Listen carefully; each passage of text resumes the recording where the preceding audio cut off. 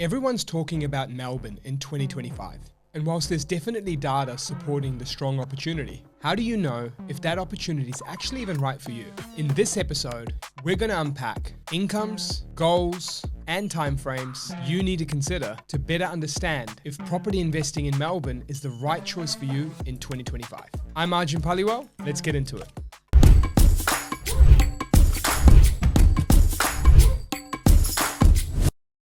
So with Melbourne being a hot topic, the first thing you want to consider is that before you dive into any city, do the numbers work for you, right? And in Melbourne, it's a city where it is not as cheap as everyone thinks. Is it affordable in comparison to others when it comes to how much it's grown or how much it hasn't grown? Yes. But is it a cheap market to get into from a house perspective, not units? And the answer is no. So we've got to look at value versus cheap or expensive. They're two different parts of the equation. Now, when you look at that, one way you can do it in terms of calculation is actually using borrowing power. Now, for the purpose of today's calculations, we're going to use something called debt to income ratio. And we're going to use a debt to income ratio of 5 times. What we'll take you through now is that the first scenario is someone who has a 90K income. And if they have a 90K income and use a 5 times debt to income ratio, they're only going to be able to borrow 450,000 if we just use that basic formula.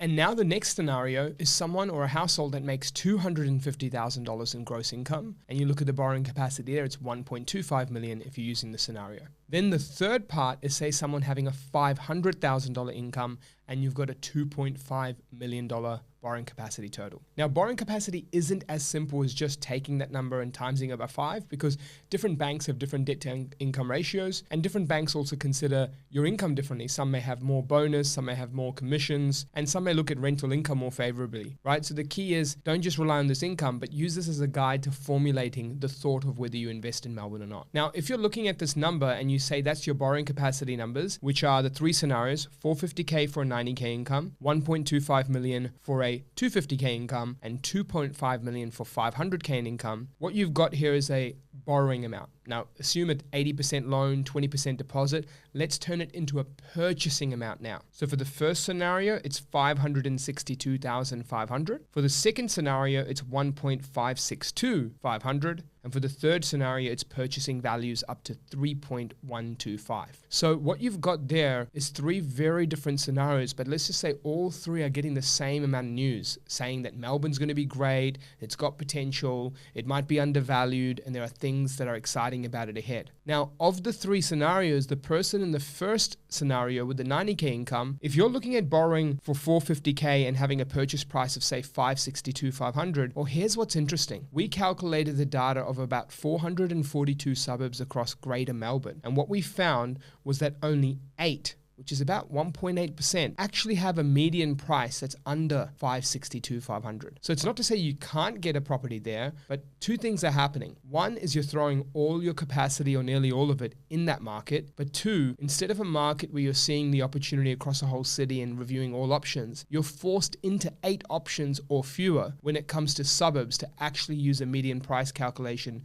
to find something. Now, of course, median prices mean you can buy below it, you can buy at it or above it. But if we just use that formula, you have very little choice. So that's an example of, even though the market might be a go for many people from the analysis taking place, is it really the right thing to do from a budget in your personal situation? Maybe not. But here's what happens that I don't like to see. Many people make mistakes with this data. They go and grab their number. They really get excited about Melbourne. They realize they can't get much for houses. So what do you think happens next? They go to units. And unfortunately, the data for units in Melbourne is very, very different to the data for houses. Now, with units, we've seen growth that has been so subpar that there are people with units that are 10 years ago reselling today for the same, or if not less, in real terms to what they bought it for. So whilst that doesn't dictate future growth in isolation, it's not a great sign, because if you get certain markets wrong again and you're just trying to get into a market because the hype's there at a top level, you may fall short a lot again with capital growth when it comes to that asset. When it comes to scenario number 2 and scenario number 3 being the purchasing values of 1.562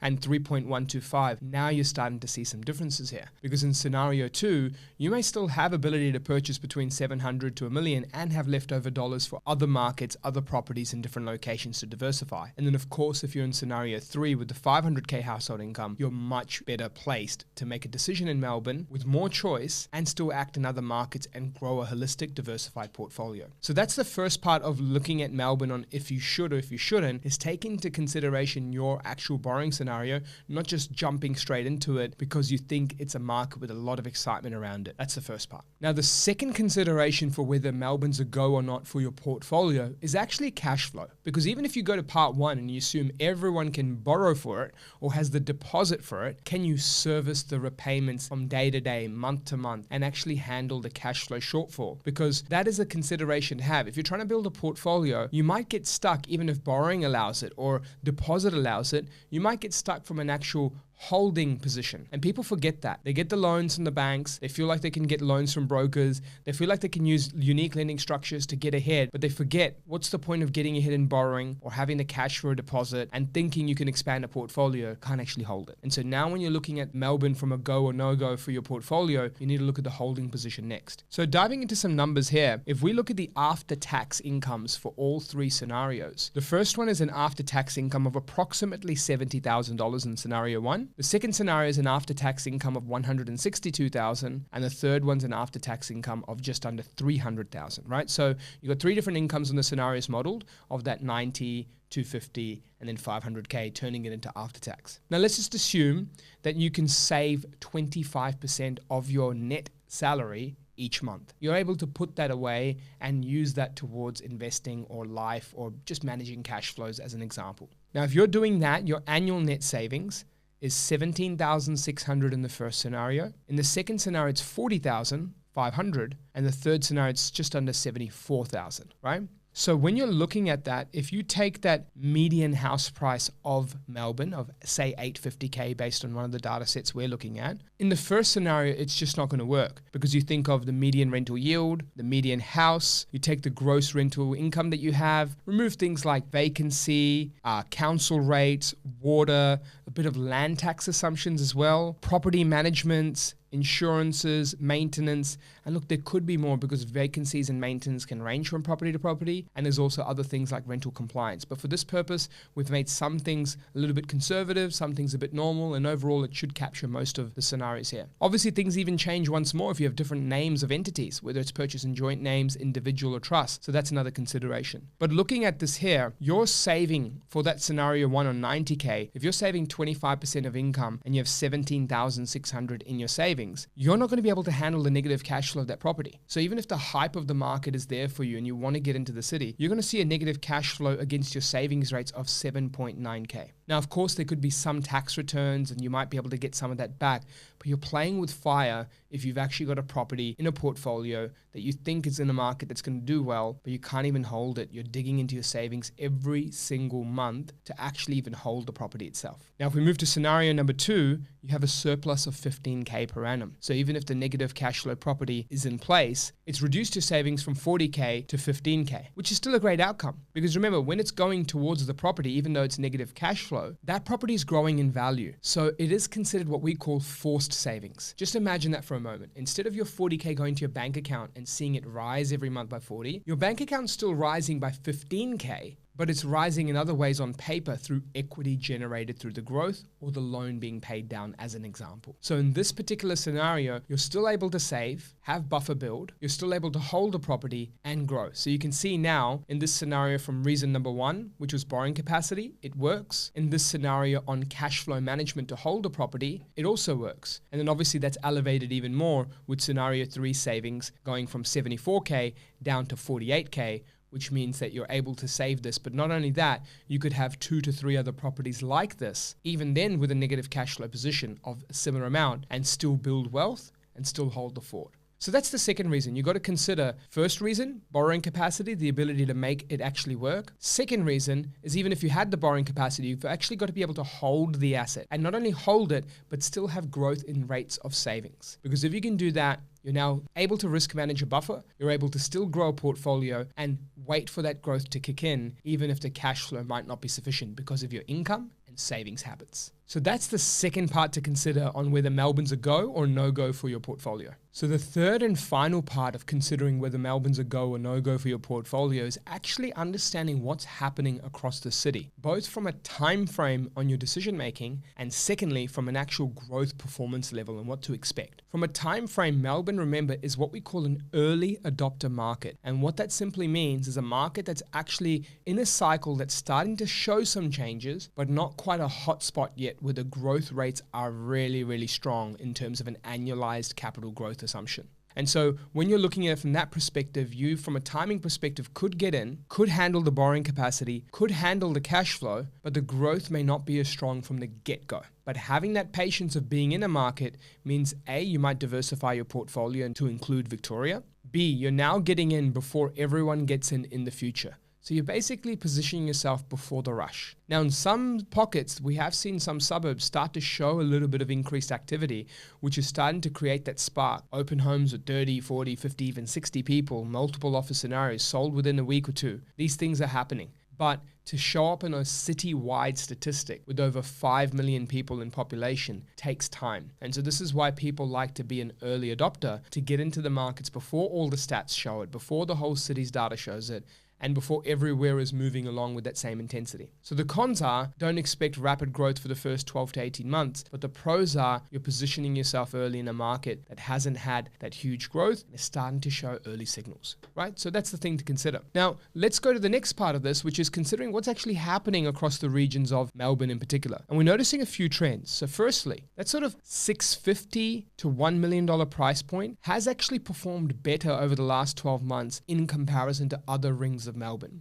So you can look at that in two ways. You can say, well, it's the affordable segment that's going to show the first signals and start to recover better. And I want to be a part of that, especially as it's a very rare time where you might see prices that affordable in a city like Melbourne. Or secondly, you might look at it as inner markets are going to display even more value because the gap between the outer and the inner continues to close with the outer ring improving. You might go and use that data to target more inner ring markets to wait for that time when interest rates come down, the gap between the two continues to tighten, and you're looking for that pressure release between the gap and inner markets start to improve even more, right? So you can use that data point in those two different ways. But with that being the case, what we're noticing is that there's a strong divergence in performance, right? So the key is to get those areas and the understanding right. To give you one example, the highest growing markets of Melbourne have increased between 4.1% to 5.8% over the last 12 months, whereas the lowest growing parts of Melbourne have declined by 3.6% to 12.3% in median values. Right? So that just shows you are seeing variances in performance. And so when you look at that, what I've noticed is the most stable has been price points of regions between. So when you look at that, what we have noticed is that there is a trend of inventory levels, so the supply versus demand, being higher in the outer markets but recovering faster. So that's that increase in activity in the outer markets. But we have noticed the inventory levels in the inner markets increasing that little bit and still remaining weak, which means that the market pressure itself is weaker in the inner ring. So how you can use that data is to set up your growth expectations. One, with that time frame I told you about from an early adopter market, but second is from the rings themselves. If you're looking at affordable markets, the recovery is happening as we speak and it is increasing in performance, although not yet massive growth when it comes to an annualized rate or a 12-month rate. Then from the inner ring, you may say, well, the outer ring recovering, interest rates being where they are, and the weakness and the higher choice in the inner ring that's improving, that is an opportunity for you to purchase there to wait for that time to come around. But either way, when you're deciding in your portfolio overall whether Melbourne's a go or no go, you need to consider these three things. The first part is your borrowing power and how it can actually fit there. And don't make the mistake of suddenly shoving a unit in there because that's all you think you can get and you want to be a part of the city. It's the same mistake many people made in Sydney and Melbourne going back to the 2012 to 2016 boom, seeing that in 2014 to 16 there was a strong price growth occurring for the years prior. They saw their budget was only good for a unit and in came the unit building supply, in came the unit approvals, the demand for it, and it left 10 years of very low growth for many people who'd invested in units during those peak boom periods. And so that's the first part. The second part is look at your cash flows and figure out how you can manage cash flows because they aren't pretty just yet with extra expenses,